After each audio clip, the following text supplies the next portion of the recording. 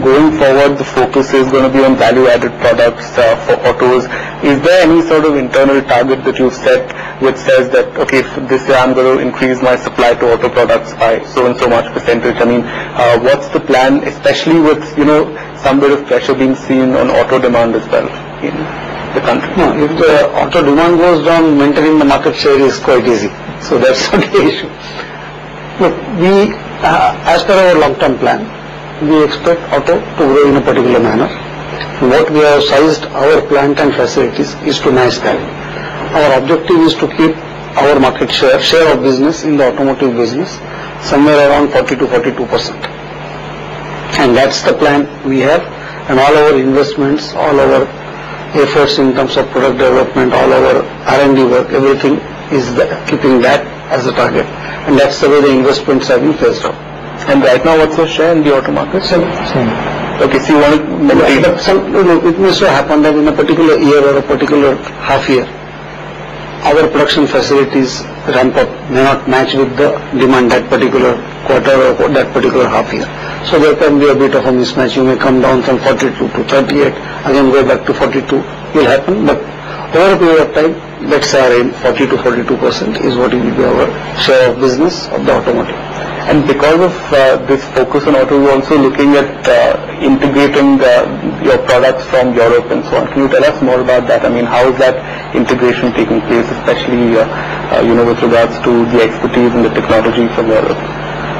Well, I guess on that front, we already have, and for the last few years, improvement teams across both the geographies, which work on sharing best practices, benchmarking, and ensuring that we have better operating data across all facilities.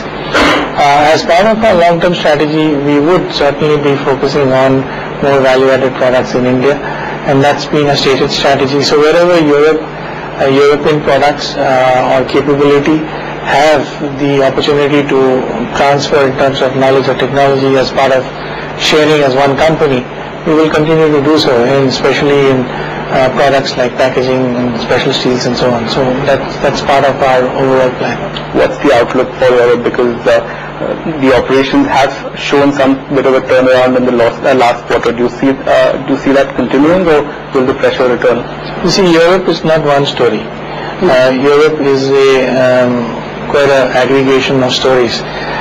So you have Northern Europe, which includes countries like Germany, which are doing extremely well, led by the export in the auto. Hopefully it continues.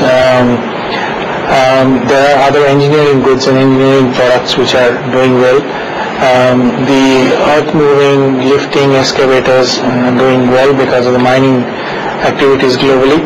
So from that perspective, that part of Europe is doing well. The southern part of Europe is volatile, given the sovereign debt crisis and fiscal imbalances and so on. So I think it is fair to say, and we have a large presence in the UK. We are the only integrated producer of steel in the UK. So if you look then at segments within those geographies, auto engineering doing much better than construction, for example, because construction is dependent on a lot of government spending, and private consumption of construction is also low. So construction is weak, and that's why we've announced restructuring of our construction products business, our long products business. So I think within the cyclicality of the iron ore coal cost and the prices of steel, as we discussed earlier, the underlying demand situation in some segments are holding up and good, and few of them are weak.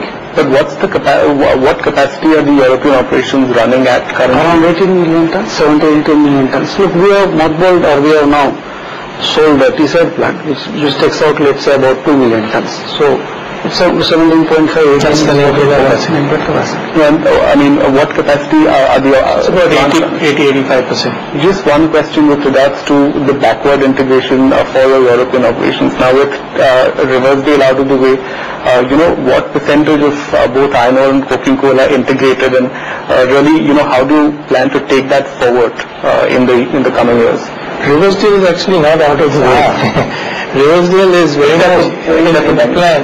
That's the project. We entered into the Benga project as the main project of the company, and our holding in the listed company was subsequent to our initiation in the Benga project. So Benga is very much a critical part of our mining portfolio. We've got an offtake, we've got a JV. So will you be looking at more acquisitions? As an early stage investor, we continuously look at potential acquisitions which fit in our portfolio of mining activities, and therefore, while there is nothing active on the table just now, there is always a scope to do one. You've maintained that you will be getting rid of all your non-core businesses, and we've seen that happening. What more is remaining? What's the plan as far as? Immediately, we don't have any plans, but right now we don't have any immediate plan that this is what is on the thing, that is what one thing. If there are opportunities which are necessary, which are value adding, we will certainly look at it. Okay, and last question with regards to your CSR activities, what really is the company doing? You've also launched something called Value Abled, if you could tell us more about that.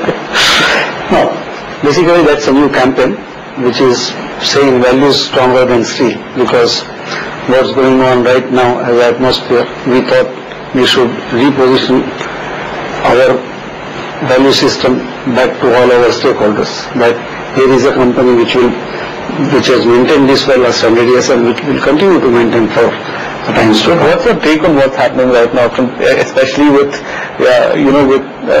the environmental clearances and with the land acquisition, with what's happening as far as POSCO is concerned?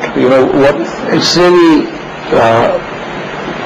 not right from the FDI point of view, in the sense that we expected a lot of FDIs to come in, and the investors want some sort of a surety on time scale and in the investments, and what will go out of budget if the timings are not maintained, and it's not good for the country in the sense you will not then be able to attract the FDI.